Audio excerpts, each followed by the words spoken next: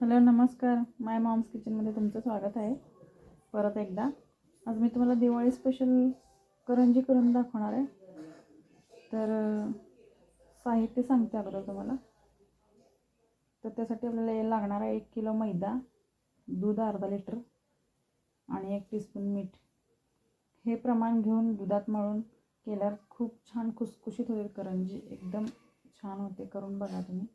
आणि सारणासाठी आपल्याला साहित्य लागणार आहे खोबरे अर्धा किलो, खसखस 50 ग्रॅम, वेलची 1 तोळा, साखर अर्धा किलो, रवा अर्धी वाटी आणि तळण्यासाठी तेल. तर अशा प्रकारे मळून घ्यायचं आहे आपल्याला.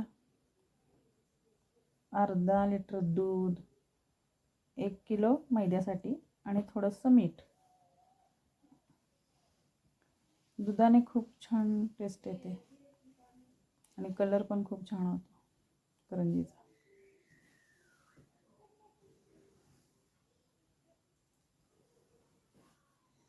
तर मी थोडा वेळ आपल्याला एक अर्धा तास ठेवायचं आहे आणि अर्धा तासानंतर असं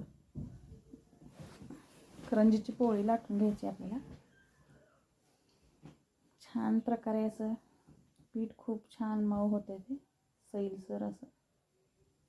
तर अशा प्रकारे मी लाटून सगळं असे, त्याला आपण कोरण्यानं काय कडेनं डिझाईन करायचे ते करू शकतोय. तर असंच पण खूप छान लागतात ते. आणि तुम्ही सारणात तुम्हाला आवडत असल्यास तर बेदाणे, काजू बारीक करून, नाहीतर बदाम घालू शकतो आपण, आपल्या याच्यावर आहे ते. आणि असं दूध लावून घ्यायचं सगळीकडे.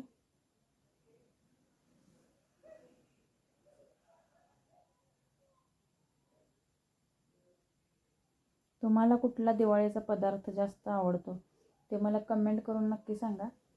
मला तर करंजी आणि चकली खूप आवडते.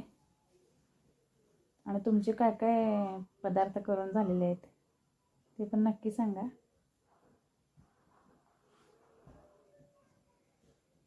अशा प्रकारे मी सर्व लावून घेते करंजी हे करून.